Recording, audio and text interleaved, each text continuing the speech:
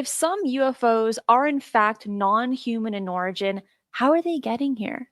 Hello, and welcome to this episode of Mysteries with the History, where you'll be taken on a wild ride into the unknown, the strange, and the mysterious. Like you, I have questions, and like you, I want answers. And with each episode together, we will peel away the layers to look for the truth.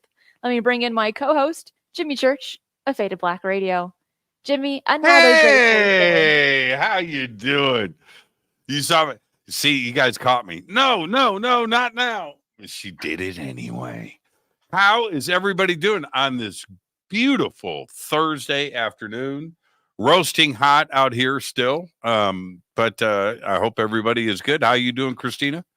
You could probably make some cookies on the top of your car or something, or Oh, some 100%. sunny You side up can eggs. bacon and eggs, whatever you want to do, man.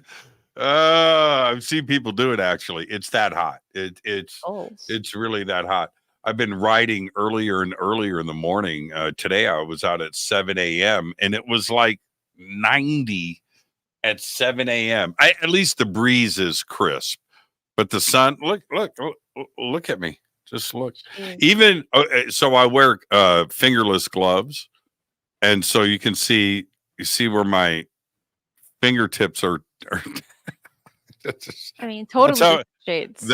that's how much I ride right there. Look at it, just man, that is just yeah. There you go, sexy time. All right. Yeah, I had to say it. I mean, what is? I mean, you know what I mean? If I'm walking through a supermarket or walking into a restaurant with this, do the ladies go, yeah? No, they don't. They don't.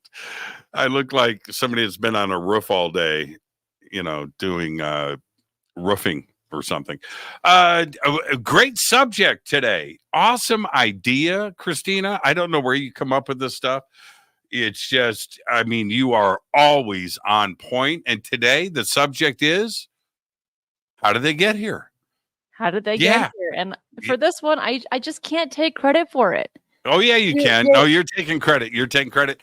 Zip, zip, zip, so then zip. let's get into today's topic. And when we're talking about extraterrestrials and or interdimensionals, NHI just seems to be kind of the word to go for or the acronym to go for these days.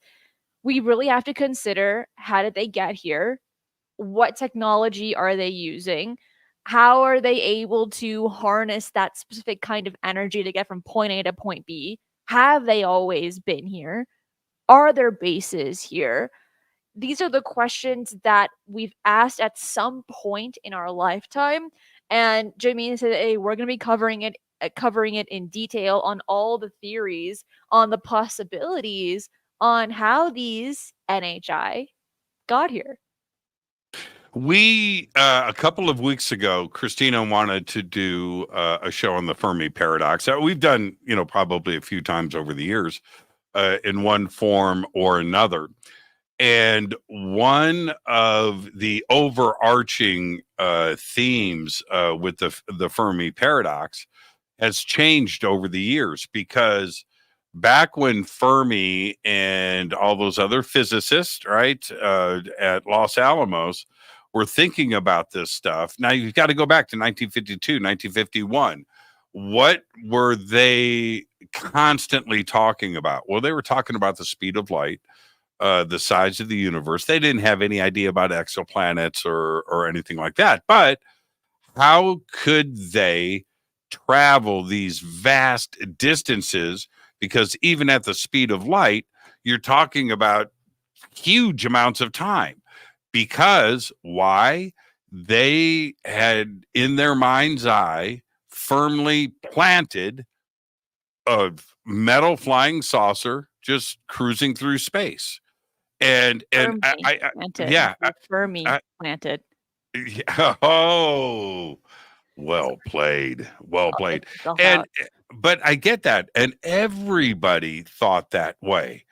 And as the Einstein special and general theories of relativity got studied more and the math got looked at, different ideas got pulled out of that.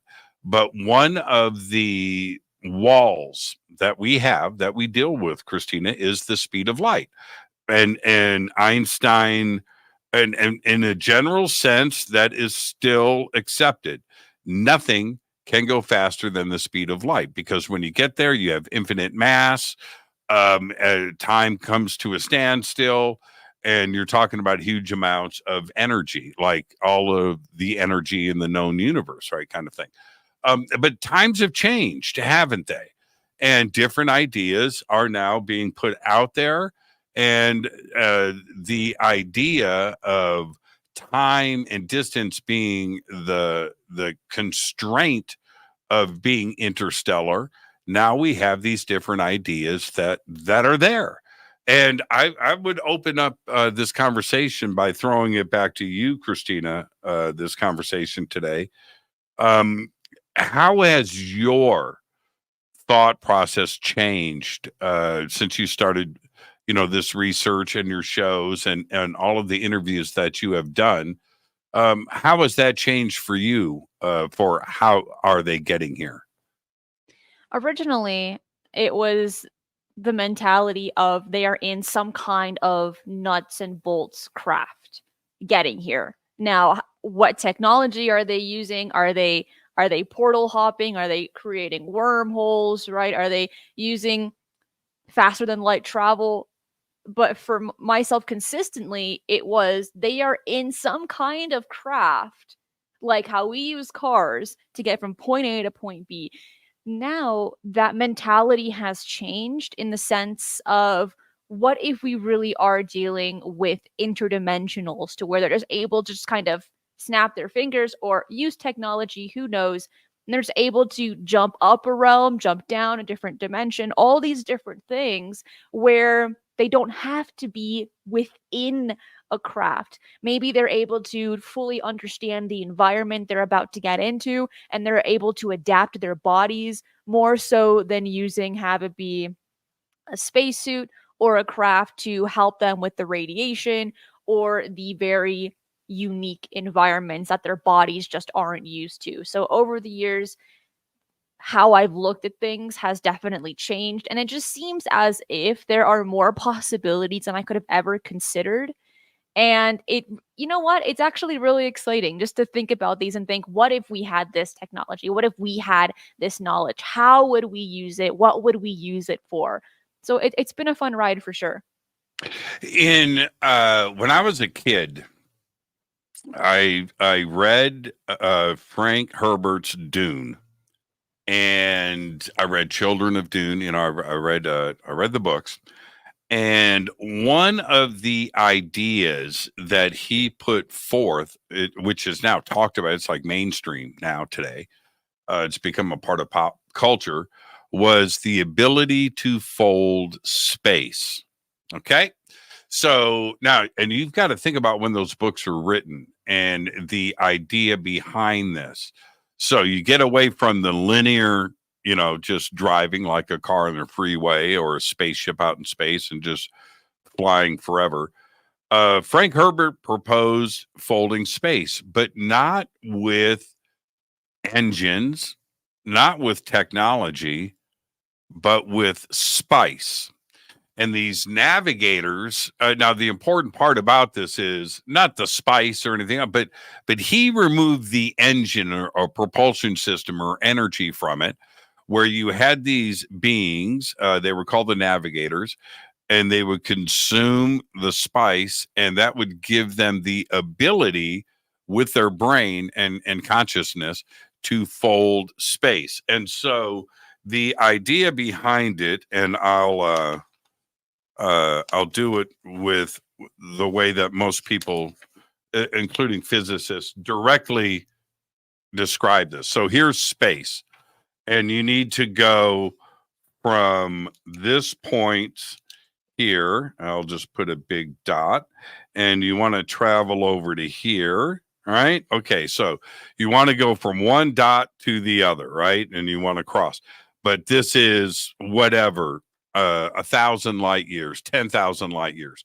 Well, you take space and you bend it, and then you poke a hole through, and you arrive at the other side. And you've done that with space. And that's what Frank Herbert put forward. Now, here's the curious thing about that. So you go from one point to the other without traveling virtually anywhere because you folded space. And you've now covered that much distance, but just point to point. All right. Here's the thing with that. And this is why there's some discussion about this. The Einstein-Rosen bridge, which is now commonly referred to as wormholes. Okay, there you go. The Einstein-Rosen bridge. Uh, these equations were reviewed and looked at after Einstein wrote Special and General Relativity. And out of that, different physicists, including Rosen, went, wait a minute here. Right. And so it was later it generally accepted as what is called a wormhole. But it is the ability to connect different parts of space and the universe with this, and the math says that it's possible. And now, with our restrictions today, we'll spend a little bit of time here. We've got a long list of stuff to move on to. Is how is a wormhole created? And if it is created, how big can it be before it collapses back on itself? How much energy is needed for this? Well, we're getting closer in a theoretical sense, where on computers and in software, they have been actually created. Okay, and now, can you pass a particle through it? Can you pass a human through it? It has been in numerous movies, in numerous books, specifically the movie Interstellar, where Kip Thorne, the physicist, put forth his science. And if you remember, the wormhole that Kip Thorne had presented in Interstellar wasn't like what we're looking at here. This is what I think of, Christina, don't you? When you think of a wormhole, is this kind of idea, right? Well, Kip Thorne, it was a sphere, and ET created it, put it out somewhere like beyond Saturn, just put it out here. And so we had to cruise out there to it, and it was like a glass sphere, and then you drove into it. And that's what Matthew McConaughey did, and his shipmates, and boom, they're off to another point in the universe. Now, I've discussed this with a lot of physicists, and including Avi Loeb, and they said, yeah, the way that Kip Thorne has got it, that's probably how a wormhole entrance would look. It would be a sphere, not necessarily a door in space or a tunnel like we're looking at here. But wormhole, what you've got pictured here, is what I think of first. But ET would have that figured out. What do you think of wormholes? Is it one of the easiest answers to get to? It's with our current understanding of these theoretical wormholes, it seems like it's one of the more plausible explanations on how beings are able to get from point A to point B by folding space-time. But currently, we're only able to get an understanding of wormholes through black holes, which is still in this realm of not being fully understood. Even though we're aware of them mathematically, we just took a picture of one just a few years ago, shockingly. But what I'd like to see, which I think a lot of people scientists are also considering, is attempting to place a probe into a black hole and see if it comes out on the other side. Is there another side? But I love the concept of portals, black holes, wormholes, just because it's amazing how the looking at black holes specifically, it's amazing how the universe is able to create these super highly charged energetic points that are swallowing up all these planets and stars and debris, and it's going somewhere. We just don't know where. So then we're able to build off of that with our current understanding, to build off of, to understand portals and wormholes. But this idea originally came up through math equations, with Albert Einstein and his theory of relativity. And then you had the John Wheeler's quantum wormhole that he was attempting to understand with his mathematics in the 1950s. And I'm going to share an image here of what he looks like. There it is. There it is.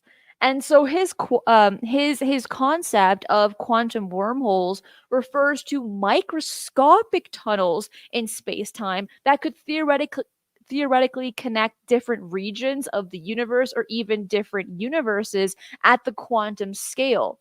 And now, with a better understanding of quantum mechanics and quantum entanglement, it does have a nugget of truth in this. And what shocks me the most, or what intrigues me the most here, is that scientists are looking at this very seriously. It's not just something that we see in Star Trek, which these are kind of playing out during the same time frame ish, right? But I like the fact that these scientists are saying, well, the math is saying this, and we simply cannot have science without having math and then collecting that data. So it's really interesting to see how this is panning out, and we're learning more about black holes in particular, but then able to connect that in with portals and wormholes as well.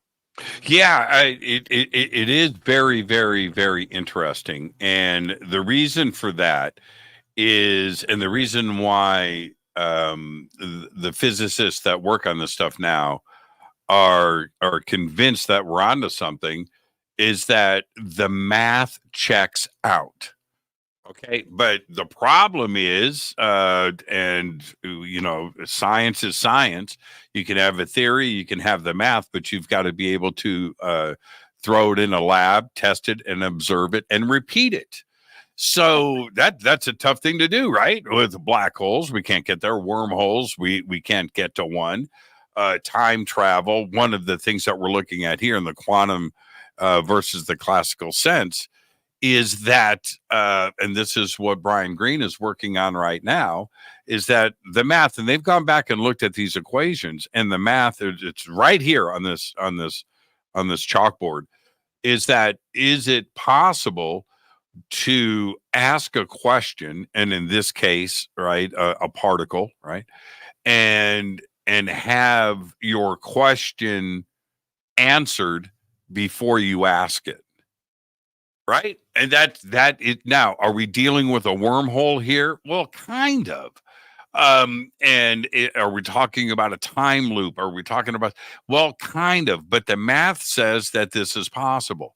Well, that's where we are right now as Homo sapiens sapiens, to look at the math, to postulate this, and to question it, and to look at it. But if that's where we are, somebody else, just in 50 years, we may have this solved. So an ET civilization out there that is, say, 50 years or 1,000 years ahead of us would have this worked out. And it seems that it's actually very simple. The question is, it's all very possible. The question is, how do we get it done, and how much energy is needed, if any at all? Right now, if you look at, I want to get to the interdimensional aspect of this as well. And the reason for that is this. If you look at the movie Contact, that's dealing with a wormhole. ET sends us the plans to build the ship, right? Okay, and we all know what happens. But she travels to another part of the universe, interacts with ET and her father, on a simulated beach, or maybe it was a real beach. We don't really know. And then she comes back on the ship, and she tells her story. But then they tell her, look, check this out. You just dropped through. it was just, it was a fraction of a second. And she's like, no, no, no. She traveled through the wormhole, right? Hung out with her dad. And she had this whole experience. But for us here on Earth, it was that split second, right? Do you follow what I'm saying? And yeah, there it is right there. She's on the beach and looking up at the sky. But so we have to consider all of those things. And the other part is, if wormholes are what is happening, then the nuts and bolts craft side of it hangs true. That's the nuts and bolts craft that we are seeing, because the craft would come out. You follow me? And then just appear here. As opposed to something that is interdimensional, we're seeing it appear and disappear because it's traveling through dimensions and not necessarily through space. Follow me? And that's the big difference. And the nuts and bolts craft, the old the extraterrestrial, the UFO hypothesis that dealt with this subject, wormholes keeps flying saucers in play. It keeps the physical side of things in play. All right. But now, interdimensional, that's the buzzword today, isn't it? Seems to be. Even though it got mentioned, I want to say not for the first time, but for the first time by Jacques Vallée a few decades ago. It's just now becoming a more of this hype term, but it's also opening our minds that maybe the things that people are experiencing and encountering aren't just nut and bolt craft or entities, but could also be jumping through dimensions or be interdimensional. So I'm liking how this is going, but it is become a more charged word. Well, it has, but this is where I'm going to throw it back to you. You've had, and you haven't talked about it much, but you had your own sighting. And the way that you've described it to me off air versus you've been pretty restrained about, talking about it publicly, but maybe now's the time, Cristina. Do you feel that your sighting now, with everything that you have learned, was an interdimensional experience? Possibly. Why would you say possibly? See, and before you answer, I have seen stuff appear and disappear in the sky with my own eyes, with friends. And when you see something like that, the first reaction is it's cool, right? You scream, you jump up and down, it's amazing. But the immediate after the excitement, right? And then you kind of, unpack what you just saw. And then you come to the realization that you saw something appear and then disappear. That's impossible. You just can't do that unless it was something interdimensional. It just staggered into our frequency range, into our dimension, and then zip back out. Maybe it's an accident. Maybe it wasn't even intended to happen. But the interdimensional part of that, which gets into ghosts and even Bigfoot, for instance. But the interdimensional part, having that figured out, physics say we've got as many as 11, 12, 20, 21, 22 dimensions, and maybe infinite. And that's it. And things exist in those other dimensions. We just don't see them. So the interdimensional part of it is very compelling, at least for me, because I've seen it that way. I think that's a good example. And it's something that we hear so often. A metaphor is if you grab a spoon and you put it in the ocean water and you don't see any sharks and you say, oh, sharks don't exist because I didn't scoop it up. Right. we can place that same metaphor, that same mentality to the universe and all the amazing things that take place in space, but also with the UFO phenomena as well. Just because you haven't necessarily experienced it firsthand doesn't mean that it's not happening. And this interdimensional aspect to it is truly remarkable because it allows us not only to consider these possibilities, but hopefully for science to also begin to jump on the bandwagon and consider these things as well, which they have been doing with string theory, quantum mechanics, and things of that nature. And so I think it only solidifies what people experience, and maybe when they see something appear and disappear, could it be because they are just tapping into the proper frequency, into this reality, into this realm? Are they using cloaking devices, right? I think that's another possibility as well. Are they able to somehow manipulate how their shapes look, the shapes of their craft look, and then change? And then it changes with people's perception on what they're actually seeing. You brought a really good example. Gosh, I don't know, a year or two ago, talking about a car crash incident that you witnessed, and the policemen were talking to you and all the other witnesses on what happened during that car crash. And what you had mentioned was that all these witnesses were giving completely different descriptions of what the cars looked like, what color they were, what brand, and who hit who first. Even though they all saw the exact same thing, they all perceived it completely differently. And when we look at it from this mundane, it really is a mundane perspective, it makes sense to apply that same theory, ideology, and understanding to these kinds of things as well. You have to. You have to. We all see things, and our brains translate, right, and interpolate what's going on with our eyeballs, and then it gets stored into memory, and then you're going to turn around and repeat it. And you're exactly right. I mean, I happened to be on, that was with a Harley, by the way. It was a motorcycle accident that was hit by a silver BMW. And I happened to be standing on the corner when the motorcycle made its right-hand turn and was going away from me. And the BMW came from the other direction and hit the side of the motorcycle, right? And it was brutal. And I watched the BMW go down and park at the gas station where I was standing, right? Now, I see the whole thing. There's the car. There's the motorcycle. I saw the hit. I saw everything. And there was a lot of people there. People had stopped. There were people at the gas station. There were people across the street at this restaurant. And there was a large crowd of people. And I was listening. And this cop comes up to me and he goes, okay, right? What did you see again? Because I've got 8 different stories. I've got that BMW coming from that direction, from behind me.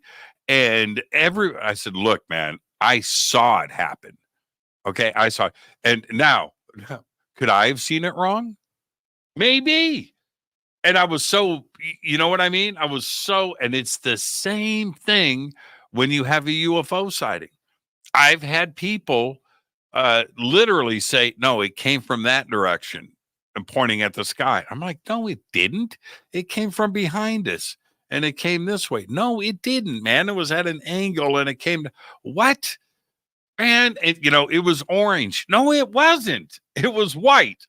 Somebody else said it was blue. I've been in this situation where now, in an interdimensional sense and in a frequency sense, are we all seeing the same thing, but seeing it differently?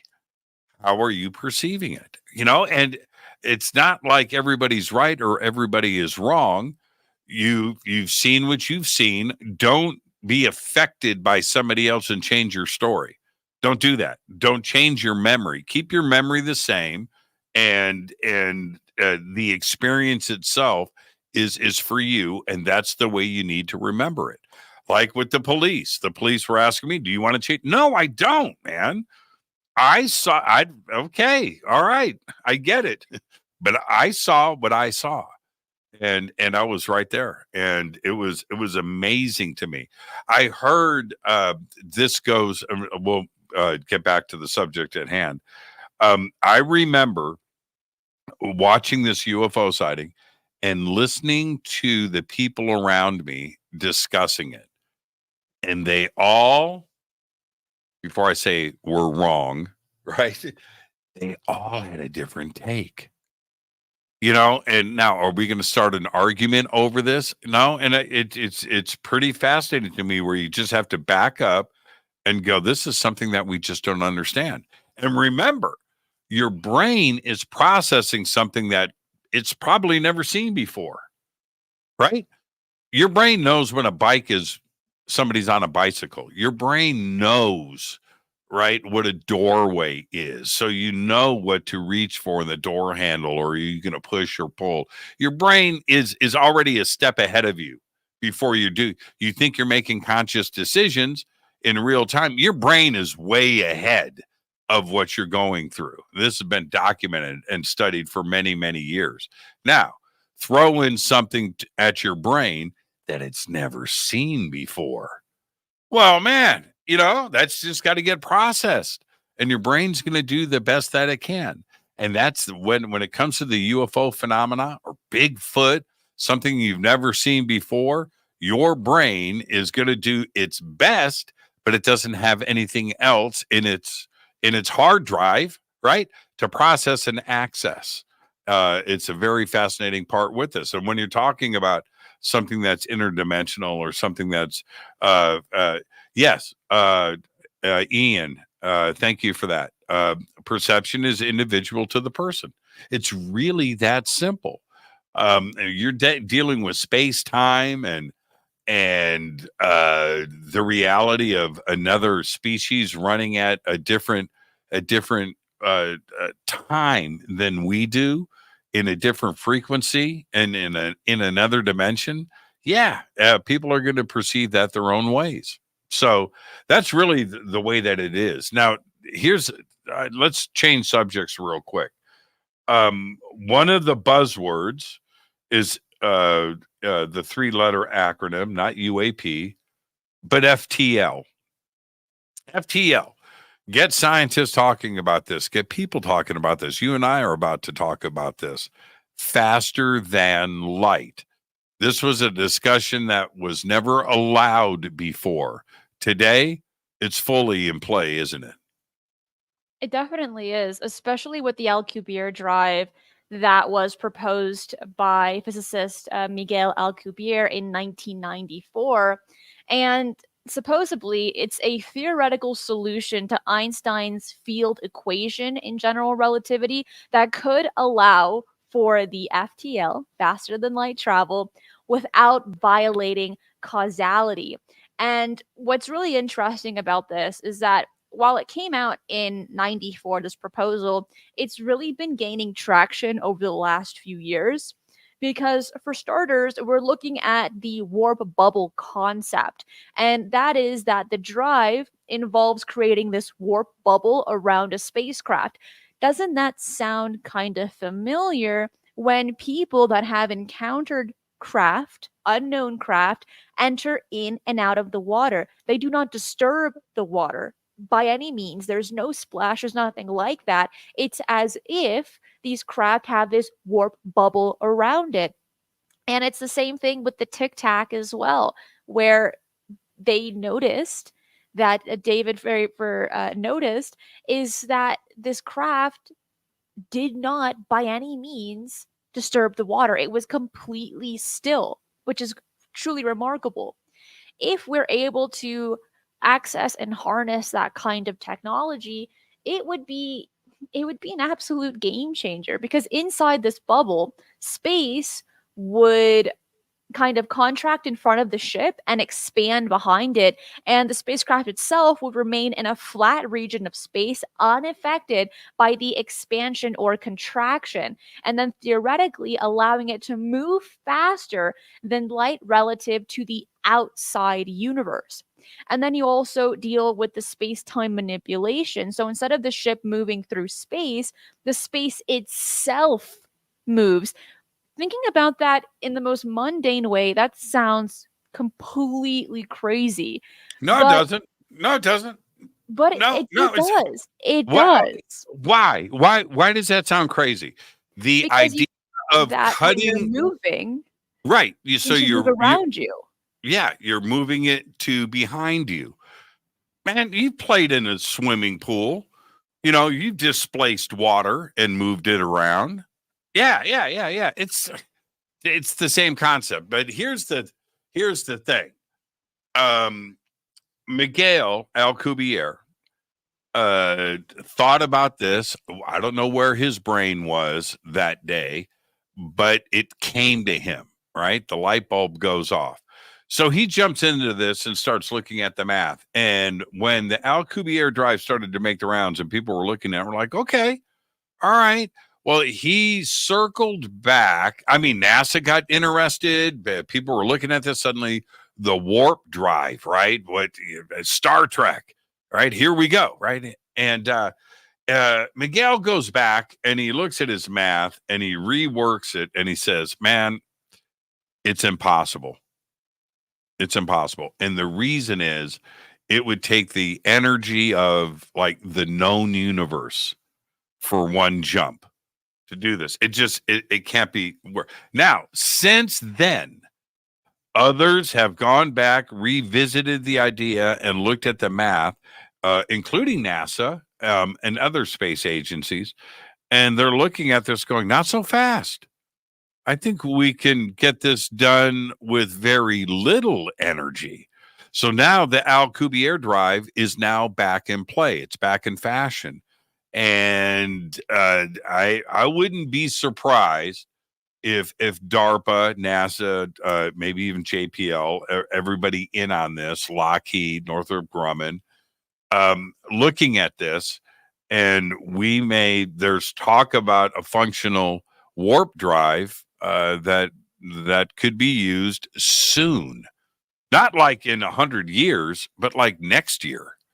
And this is the conversation that we're having now. We'll see. I think it's exciting, and it's one of those points where every movie, just about every TV series, every book involves if you're traveling and you're interstellar, they go hit the button, right? Right? Hit the button. Boom. Stars stretch out, right? The ship disappears. Where'd they go? Okay, now you've got to go chase them somewhere in interstellar space, and now that is how science fiction happens. You want to be able to visit the stars and other galaxies, and how do you do this and get this done? Well, you are hitting the button and you're going. Here's the problem with that. All right.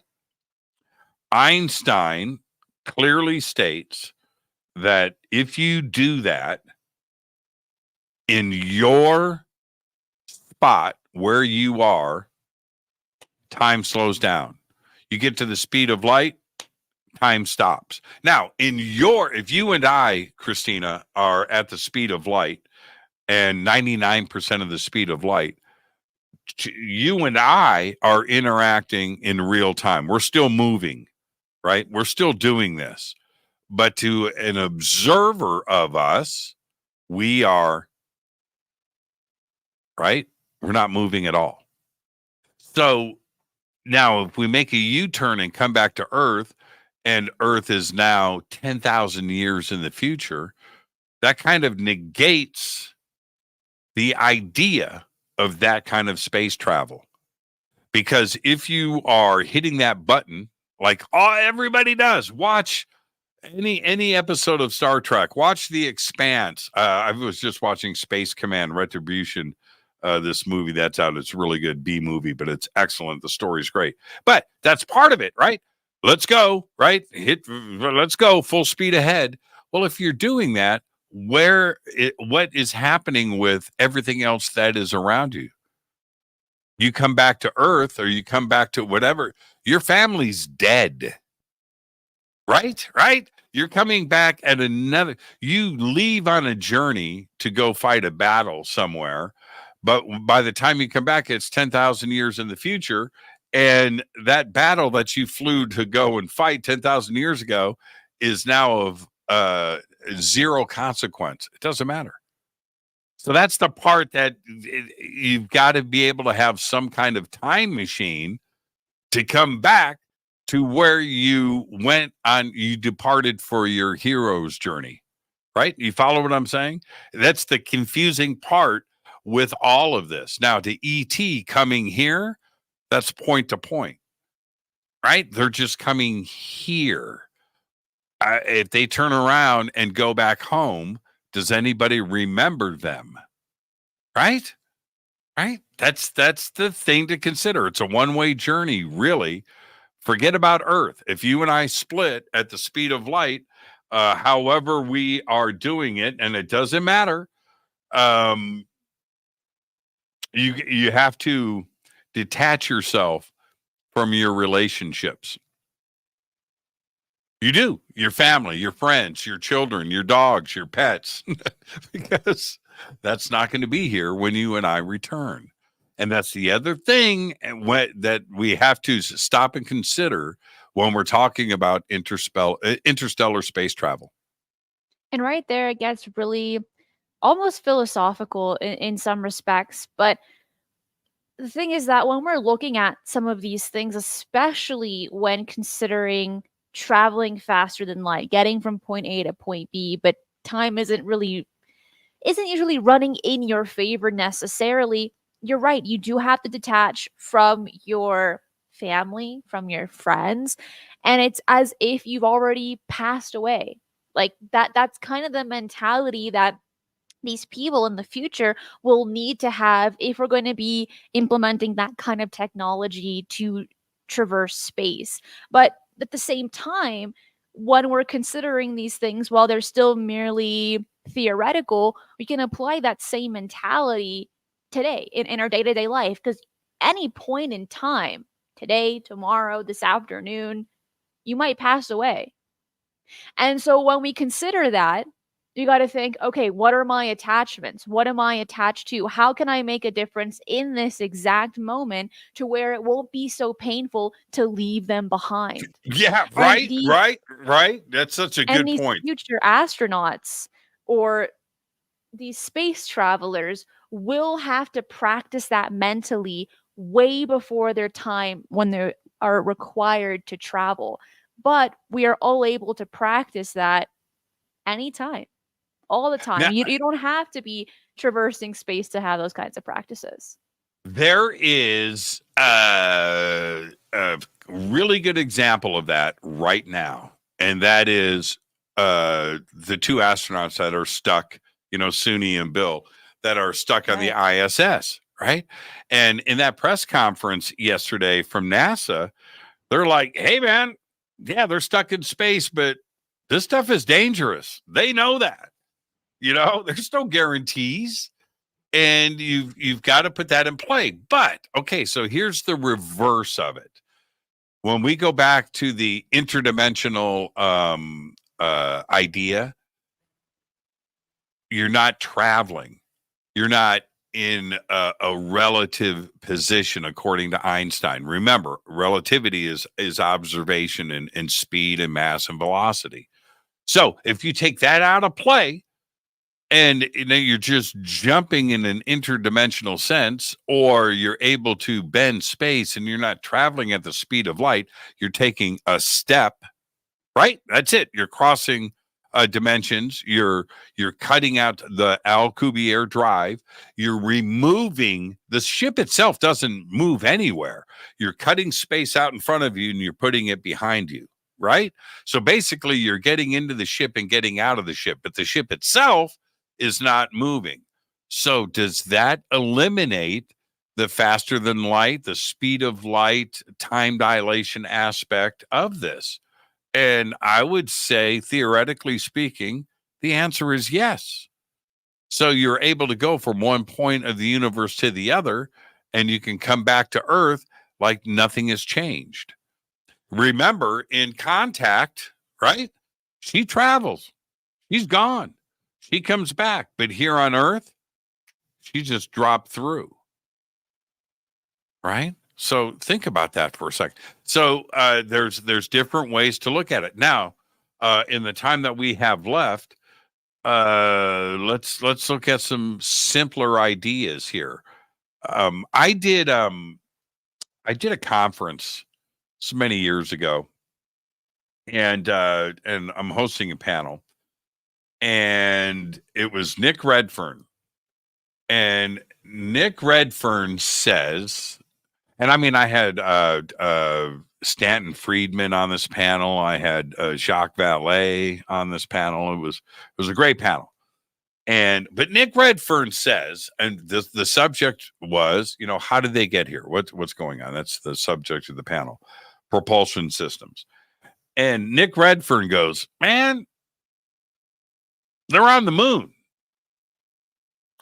And the idea behind that now, and so everybody there, Nick Redfern said his father, when he was a kid, said, man, they're not traveling all the way across, the universe. They're just coming from the moon. Just it's easy. And it was one of those basic statements, this fundamental, and it's non-trivial. It's a huge concept and a huge idea to think that, Fermi and everybody else, discussing this, how they do that, how are they getting here, where is and that maybe they're in some celestial body inside of our solar system, and they're not jumping across. And certainly the moon is right there, and it's big, and it would be easy to hide out in. So yeah, what do you think about that? It might be able to give us an explanation on why it's taken so many years for humanity to reach the moon yet again. What I find the most shocking about the Apollo missions, NASA getting the United States on the moon, is that we haven't been able to replicate that since. And Right? with which it's with the technology that we have today, it's very mind-boggling. And then we have the Artemis programs. They've been delayed and again and again. Oh, let's go around the moon, but let's not land on it. Instead, let's put Barbies and Snoopy on there. And then we're going to do another project with another rocket landing on the moon, but nobody on there. It doesn't really make sense. Like the dots are not connecting. I don't get that. And so if we just consider the mere possibility that it's already inhabited by aliens, extraterrestrials, and be like, okay, all right, now the pieces are coming together just a little bit, because this gap between the last Apollo mission up until today, which with the Artemis program, they're not going to put people on the moon until 2030. No, Something like that. 2026. That's I mean, at this point, I doubt it's going to go on time. Right? Yeah, But we if can't it's even get to the 2026, space station. Yeah. oh, Yeah, I know. It's such a good point. Well, the amount of evidence that we have now, we're getting into real deep conspiracy water here. Okay, but it's not just researchers in our community that have been talking about that. NASA and some of the reports and the radio chatter and what we have from NASA itself, from the Apollo missions, I would say it's pretty strong that somebody was waiting for us and observing us on the moon. I would say that's NASA. That's not my friends. That's not researchers. And that when we look at that and we consider that, and then what is the other big chunk of evidence that we have? Well, we haven't been back. That's huge. And do you remember, Cristina? It was about 6 years ago. A NASA engineer at a press conference talking about the Artemis mission said, when it was being proposed, said to the press, well, we've got the problem of the Van Allen belt. And when we figure that out, we'll get to the moon. He didn't say go back to the moon. He said get to the moon, right? And everybody went back and analyzed that. Well, wait a minute. We already tackled the Van Allen belt a lot, allegedly. Now, did we not pass through the Van Allen belt? Did we not go to the moon? What are you saying now? And with the technology that we have today, why is the Van Allen belt such a big deal? And is that what is preventing us? Has prevented us from going back to the moon, or is it something else? Well, all of this has to be considered, which takes us right to this image. By the way, it's amazing. Did you do that yourself? Yes. That's really good stuff. That's really good stuff. Is that the reason why we haven't been back? Right? And on top of that, why is the United States the only country that has set man on the moon? The thing is that one country supposedly cannot control everyone else, all these other countries. Why haven't others attempted? Well, they have, and there's been failure after failure. But the thing is that if there are brilliant minds in one country, you're going to find brilliant minds across the globe. And that's just another thing that affects me mentally is why has only one country gone on, and then even in 2024 we've only sent probes. China has, India has, the Israel European has. Israel has. Israel has as well. Yeah. But Mhm. but not a person. If anything, it's only NASA saying, okay, by said 2026 we'll send people on the moon. But what about all these other countries? Why haven't they done that? What's There has to Russia, be a Russia, reason. Russia pumped the brakes on it, right? Which I think after China. the space race and admitting defeat is surprising that they haven't gone back to attempt and redeem, right, their original failure. Do you consider? I feel a sneeze coming on, so if I do, I'll hit the mute button. Um, do you consider the moon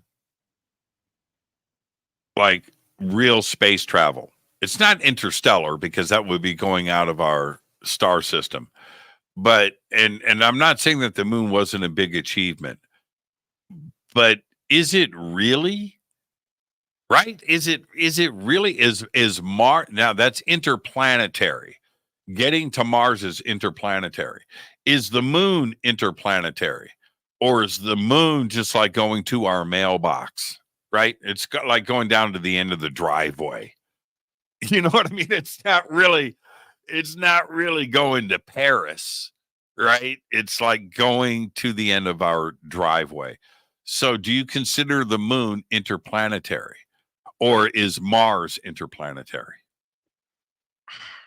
I think it's putting labels here, but in my case, if you're putting on a spacesuit and you got to take specific technology to get from point A to point B, yes. I would think so. But then we could apply that same mentality using spacesuits and craft to get to the deep parts of the ocean. We need those things as well. So, now that I think about it, that's kind of a toughie. I feel like labels are really, really messing it up.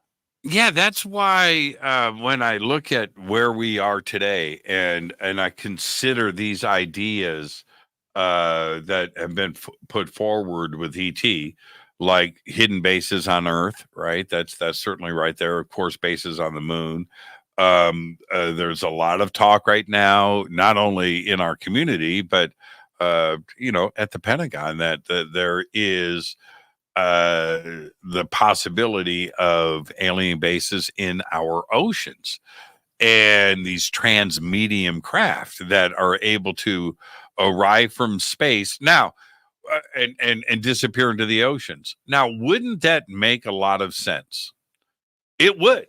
The ocean's a big place, right? so you can go and hide, and chances are you're not going to be seen. And maybe there's a base there, but I'll tell you another reason why the ocean is a good spot. You ready?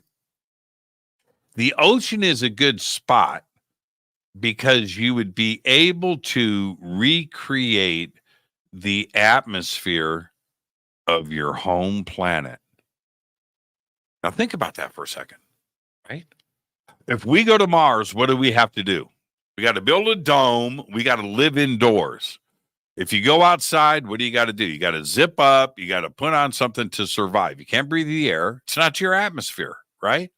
But underneath the oceans, right there, right? You could recreate your home planet, and things could be normal. So you come in interstellar, interdimensional, you travel the wormhole, you come through our atmosphere, and you go straight into the water. You don't go to New York, right? You go straight under the water, and think about that. And in most cases, we don't have the technology to get there. We know less about our oceans than we do the universe. Yeah, it's really true. Think about that. We've mapped everything. We have mapped the moon. We have mapped Mars. Fully photographed it. All of it, right? All of it. But not our own oceans, right? So if you're ET, man, go deep, 20,000 feet, 25,000 feet, and we'll never know about it. Maybe like ever, like as in ever. And they could have been there for a very, very, very long time. They could have set up camp and figured out a way to enter our solar system undetected, enter our atmosphere undetected, get to their ocean base undetected, and we would never know, and any sightings would be luck, would be by chance. I think that's a very interesting concept, and one that I think deserves more attention, because you would be able to recreate your planet and survive and have it be comfortable and fun. Yeah, maybe it's a tourist destination. It'd be a great place to have tourists arrive because you have such incredible and diverse marine life that this is why we snorkel, this is why we scuba dive. But the deeper you go, the more monstrous these creatures look. I mean, truly, the anglerfish, I mean, that one's pretty freaky. And consistently, we are finding new marine life the deeper and deeper into the ocean we go, and depending on how far our equipment's able to submerge into the water. But what's interesting is that with the less light that's happening, or that's actually really not reaching the bottom of the ocean, these creatures look more and more alien. And so maybe, just maybe, these entities that have these bases under the ocean feel like home, dealing with these marine animals that look maybe somewhat similar to them. Who knows? Who knows? Well, But Christina, in the time that we have left, and we're just about out of time, let me address that. That is such an excellent point. You know why? Water is water. Okay? that's right. Right? Water's water. So now, hypothetically speaking, like octopus, right? Where if there's aliens on Earth, look no further than the octopus. So yeah, octopuses are alien for sure, right? And so think about this for a second. If we go to Ceres, or we go to Titan, or we go to Europa, and we pierce the ice and we get to Mars, as we just found this huge amount of water on Mars, and that was announced last week. So let's suppose, right, we go to Europa, we go to Mars, and we find some creatures, and we bring them back. Could you release them in water? Well, yeah, they would survive. Our oceans are salt water. So that's a different concept altogether. But water, fresh water, I don't think there's any issues.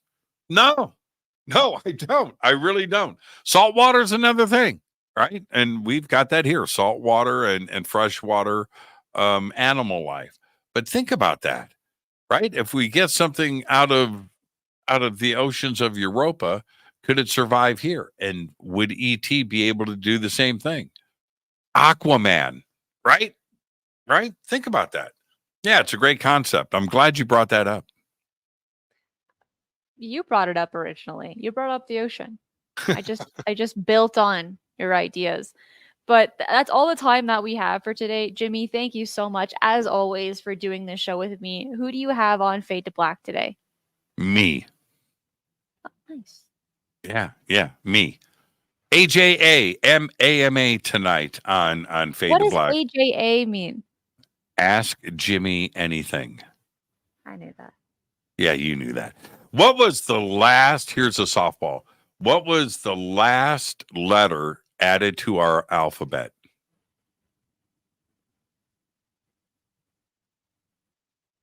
Think about that. Z? Is it the end of the alphabet? You just graduated from college. Yeah, but not in linguistics. The letter J.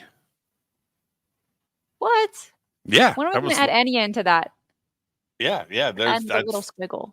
Yeah, right. Cristina, another great week with you. Another great show. Thank you so much. Thank you, everybody. I'll see you tonight on Fade to Black. Cristina, behave. Thank you so much. Thank you. That was a fun fact that I didn't know about, that J was the last one added to the alphabet. The more you know. This is why we have Jimmy on, for these kinds of fun facts, but also to provide so much more information on the topics covered today. If you enjoyed the show, hit that like button right down below and subscribe if you haven't already, as I do several shows right here every single week. Tomorrow is going to be Strangest News of the Week. You don't want to miss it. So make sure to hit that notification bell so that you'll get an alert when I go live. That is it for today. I want to say thank you to everyone watching this live, all of the Patreon members, YouTube members. I appreciate all of you. Be safe, and remember, keep your eyes on the skies.